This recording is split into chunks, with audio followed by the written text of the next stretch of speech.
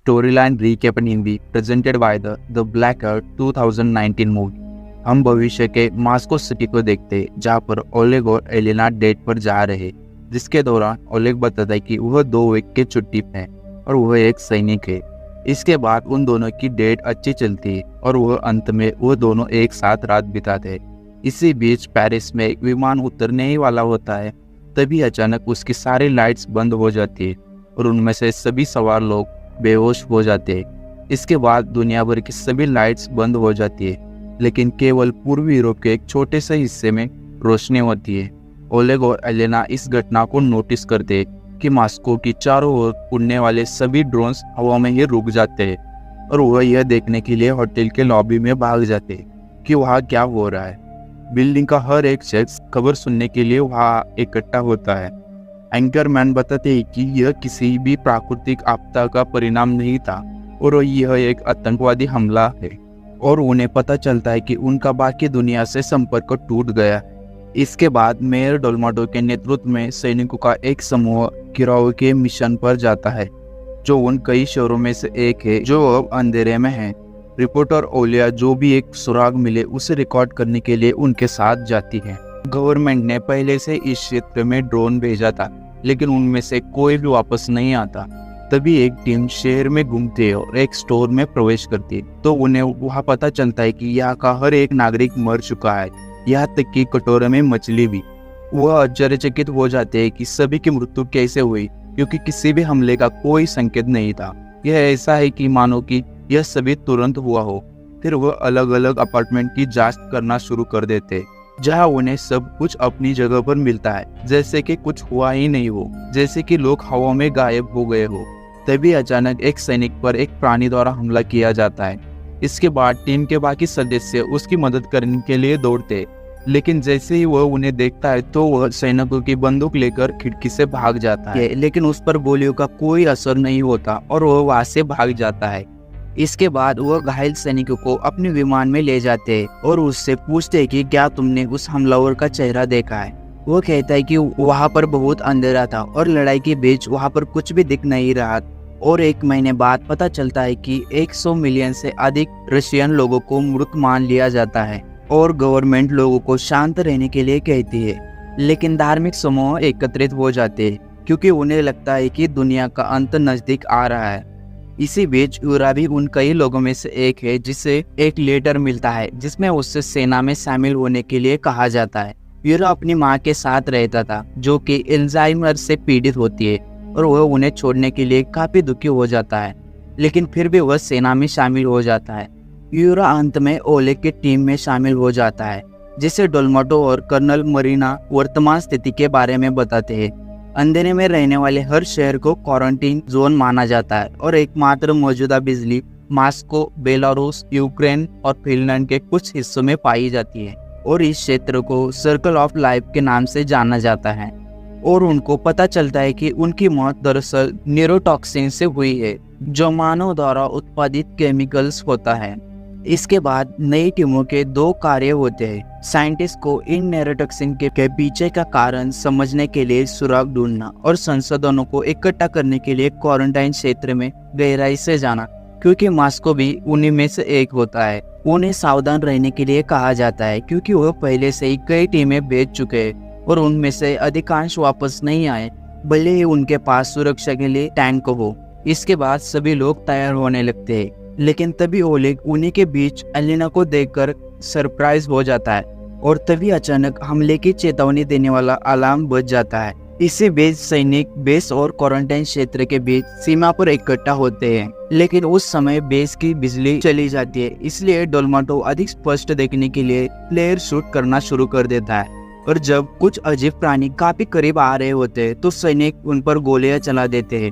उसमें से कुछ प्राणी बेस तक पहुंचने में कामयाब हो जाते हैं और वह हर किसी पर हमला कर देते हैं, जिससे ओलेग बेहोश हो जाता है और अगली सुबह ओलेग एक मरे हुए दुश्मन के नीचे होता है। यूरो देखता है कि वह अभी भी जिंदा है और वह उसे जगा देता है। अब ओलेग देखता है कि वह अजीब प्राणी वास्तव में एक विशाल भालू था और सीमा के दूसरी ओर भी काफी भालू के शव होते हैं और ओलिया न्यूज के लिए वह सब कुछ रिकॉर्ड कर देते। इसके बाद ओलिव को अस्पताल लाया जाता है और वह यह जानकर सरप्राइज हो जाता है कि ओलिया एक डॉक्टर है। इसी बीच मरीना और डोलमाटू सेंसर के मामले में चर्चा कर रहे होते हैं। मरीना कहती है कि ऐसे लोगों का एक समूह जिन्होंने ब्लैकआउट के बाद कथित तौर पर शक्तियां प्राप्त की हो, लेकिन वह सुपर हीरो की तरह नहीं है।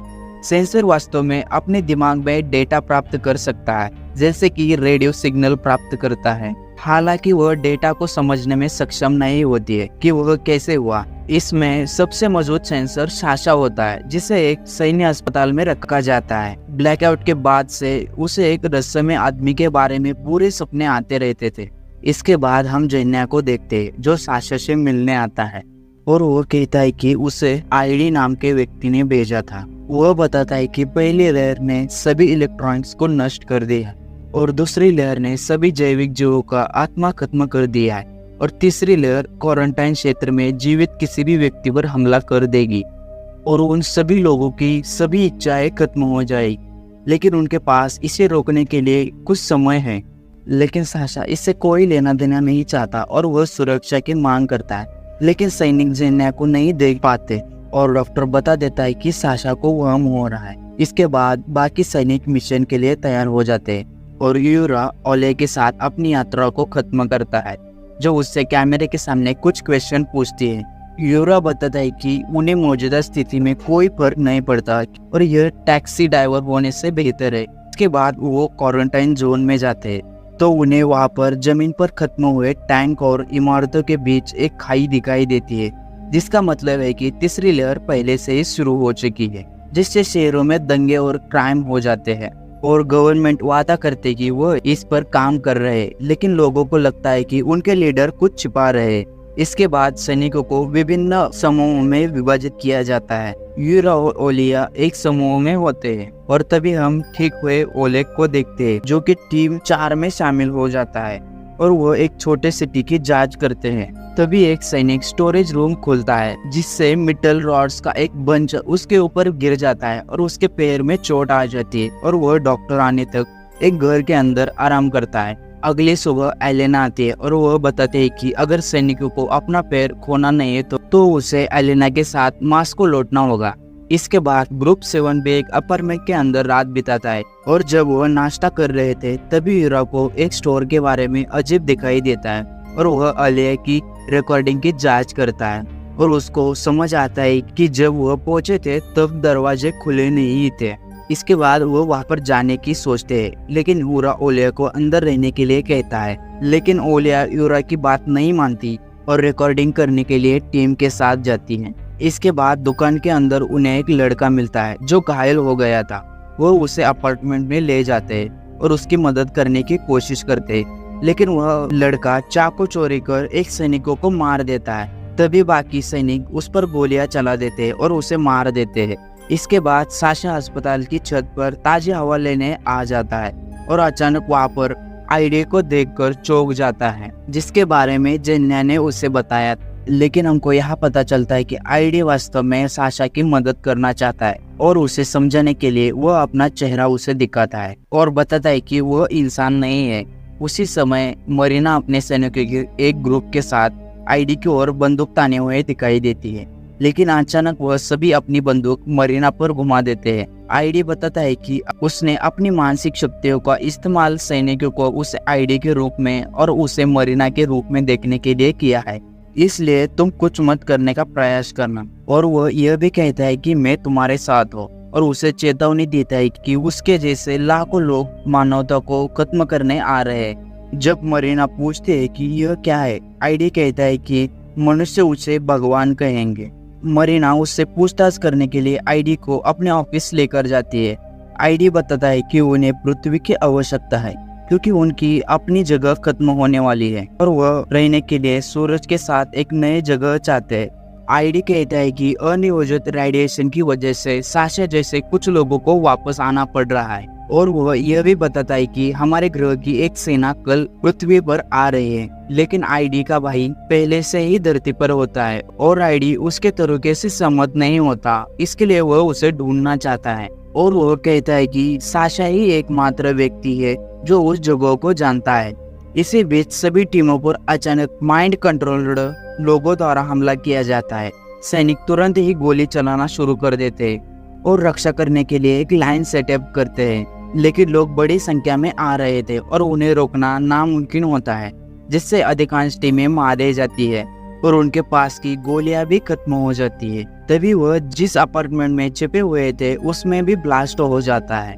इसके बाद यूरा ओलिया को मदद मांगने के लिए कहता है, लेकिन अधिकांश टीमें भी वही काम कर रही है और उन सभी की मदद करने के लिए उनके पास पर्याप्त रिसोर्स नहीं होता है। इसके बाद ग्रुप 7 के कुछ सदस्य हमलावरों से बचने के लिए छत पर जाते हैं। इसी बीच मरीना को आईडी के साथ बातचीत करते समय हमले की सूचना मिलती है और आईडी बताता है कि तुम समय बर्बाद कर रहे हो। और इसके बाद जेन्या और साशा के साथ बेस के लिए उड़ान भरते हैं और यात्रा के दौरान आईडी बताता है कि जब तक कोई उसे मारने का फैसला नहीं करता तब तक वह अमर है।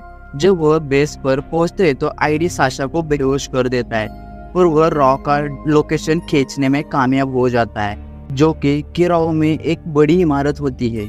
आईडी कुछ सैनिकों को तुरंत ही इकट्ठा कर लेता है, लेकिन जब डोलमाटो आईडी को देखता है तो उसे नहीं पता है कि वो उस पर भरोसा करे या नहीं। उस समय एक सैनिक सूचना देता है कि मॉस्को पर भी हमला हुआ है और मरीना डोलमाटो को यह बताकर मना लेते हैं कि आईडी ही उनकी एकमात्र उम्मीद है। इसके बाद ग्रुप 7 वापस उन टीमों को खोज करने के लिए इमारत से नीचे उतर जाता है। जैसे ही वह सड़कों पर चलते हैं तब उन्हें कुछ लोग मिलते हैं और उनसे बात करने से पहले ही वह उन्हें मार देते हैं। इसके बाद ओलिया इससे परेशान हो जाती है, लेकिन ऊरा उसे बताता है कि वह लड़का भी पहले ठीक लग रहा था, लेकिन उसने एक सैनिक को मार दिया। तभी उन पर इंसानों की एक नई लहर उन पर हमला कर देती और अन्य सभी सैनिक मर जाते हैं, लेकिन यूरा हमलावरों से लड़ने में सफल हो जाता है और इस लड़ाई में घायल हो जाता है और वह एक गैरेज के अंदर छिपने के लिए भागते हैं। इसके बाद सभी टीमें बेस से बाहर निकलती है। तभी मरीना को पता चलता है कि साशा गायब है और सभी को रोकने के लिए कहती है, लेकिन उसी समय बेस पर मिसाइलों से हमला हो जाता है। तभी वो आईडी से कहते कि तुम्हें इसके बारे में पता था, लेकिन तुमने हमें पहले क्यों नहीं बताया। तभी आईडी कहता है कि यह सच है कि मुझे पहले से ही मालूम था, लेकिन अगर साशा हमारे साथ होता तो पूरी टीम मारी जाती और वह युद्ध जीत नहीं पाते। अगली सुबह एरा और ओलिया ओलेग और एलेना को ढूंढते हैं। उनकी टीम में भी अब कुछ ही सदस्य बचे थे और उनके पास भी अब गोलियां खत्म हो चुकी थी, लेकिन कुछ ही टाइम बाद डोलमाटो की टीम उन्हें ढूंढ लेती है और उन्हें रा को मारने के मिशन में शामिल होने के लिए कहता है। और कुछ ही घंटों बाद टीम किरो पहुंचती है और डोलमाटो सरप्राइज होता है कि उन पर कोई भी हमला नहीं हो रहा था और आईडी कहता है कि रॉ को लगता है कि आप सभी लोग बेस पर ही मर गए हो। और इसके बाद सड़कों पर बहुत सारे लोग दिखाई देते हैं और उनमें से कुछ तो ऊपर से बम लेकर कूद रहे होते हैं। सेना टैंक के साथ आगे बढ़ती है और जो भी लोग उन्हें रोकने की कोशिश करते हैं उसे वह गोली मार देते हैं और वह उस बिल्डिंग के पास पहुंचते हैं जहां पर राव होता है। इसके बाद आईडी यूरा और कुछ सैनिकों को अपने साथ लेकर छत पर जाता है, जबकि बाकी सभी लोग उनके बचाव के लिए इमारत के नीचे होते हैं। लड़ाई बिल्कुल भयानक होती है और वह नहीं जानते कि वह कितनी देर तक टिक पाएंगे, इसलिए ओलेग सैनिकों को भी ऊपर लेकर जाता है और अंदर मौजूद सभी दुश्मनों को मार देता है। बाद में आईडी, यूरा और कुछ सैनिक छत पर रा से मिलते हैं। यूरा उस पर हमला करने की कोशिश करता है, लेकिन रा उसे दूर धक्का दे देता है और वह बिल्डिंग के साइड में लटक जाता है। इसके बाद आईडी अगला हमला रा पर करता है और उनकी लड़ाई काफी बराबरी की होती है। और जब यूरा वापस बिल्डिंग के छत पर चढ़ता है तो वह सड़क पर एक बड़ा ब्लास्ट को देखता है। यह देखकर रा भी कंफ्यूज हो जाता है और आईडी रा के शरीर के अंदर से एक डिवाइस निकालकर उस पर हमला कर देता है और यूरा तुरंत ही अंदर आता है और उसके शरीर में एक ग्रेनेड डालता है, जिससे रा की मौत हो जाती है। अब आईडी सभी कंट्रोल लोगों को मुक्त करने के लिए अपनी शक्तियों का इस्तेमाल करता है और उनका अगला प्लान लोगों को मारना होता है, क्योंकि इंसानों को आखिरकार मारने के लिए बनाया गया था। जेन्या को समझ में नहीं आता है कि ब्लैकआउट होने से पहले ही आईडी ने उन्हें इस सब के बारे में बताया क्यों नहीं। इसके बाद एलेना और मरीना आईडी द्वारा लोगों का उपयोग करने के तरीके का विरोध करते हैं। तब आईडी कहता है कि वह भगवान है और इसके बाद जेन्या उस पर चाकू से हमला करता है, लेकिन आईडी अपनी शक्तियों का इस्तेमाल करके मरीना को मार देता है। इसके बाद ओलेग गुस्से में आकर आईडी पर हमला करने की कोशिश करता है, लेकिन तभी यूरा उसके बचाव में आता है और वह कहता है कि आने वाले आक्रमण के खिलाफ आईडी ही एकमात्र उम्मीद है। इसके बाद यूरा और ओलेग के बीच लड़ाई शुरू हो जाती है। तभी ओलेग यूरा को मारने के बारे में सोचता है और इसके बजाय आईडी पर गोलियां चला देता है, लेकिन उस पर गोलियों का कोई असर नहीं होता। आईडी अपनी शक्तियों का इस्तेमाल करके ओलेग को हर किसी को अपने पिता के रूप में देखने में मजबूर कर देता है, जिससे वह रुक जाता है। लेकिन तभी एक सेंसर होने के कारण जेन्या को असली आईडी मिल जाता है और वह उसे अपने साथ बिल्डिंग से नीचे कूद जाता है। नीचे गिर जाने के बाद उन दोनों की मौत हो जाती है। उसी समय एक विशाल सा स्पेसशिप बिल्डिंग के एक जगह पर लैंड करता है। तभी ओलेग उस डिवाइस को पकड़ लेता है जो आईडी ने रा से लिया था और वह तीनों मरे हुए लोगों से कुछ हथियार लेके उस स्पेसशिप पर चले जाते हैं और उसके दरवाजे खुले ही होते हैं क्योंकि वह रा का इंतजार कर रहा था। और अंदर जाने के बाद वहाँ पर सैकड़ों एलियन सो रहे होते। यह देखकर ऐसा लगता है कि रा को उन्हें जगाना था। और तभी ओलिया देखती है कि ऑक्सीजन ले जाने वाली पाइप फ्लोर पर है, जिससे एक को खत्म करने से एक ही समय में कई सारे एलियंस को मारा जा सकता है। इसके बाद वह तीनों उन मेन पाइप्स को तोड़ने की कोशिश करते हैं, लेकिन जब एलिना आखिरी पाइप को खत्म करने वाली होती है तो वह रुक जाती है क्योंकि उसे पता चलता है कि इन आखिरी पॉट्स में बच्चे हैं। इसके बाद वह बच्चे उससे बाहर आना शुरू कर देते हैं। जब ओलेग उन्हें देखता है तो वह अपने हथियार नीचे फेंक देता है और इसी के साथ पूरी मूवी खत्म हो जाती है। तो दोस्तों, आपको इस मूवी की एक्सप्लेनेशन कैसी लगी कमेंट बॉक्स में जरूर बताएं। और अगर आप चैनल पर नए हो तो चैनल को जरूर सब्सक्राइब करें और बेल आइकन को ऑन करें। तो दोस्तों, मिलते हैं अगले वीडियो में एक नए मूवी के साथ।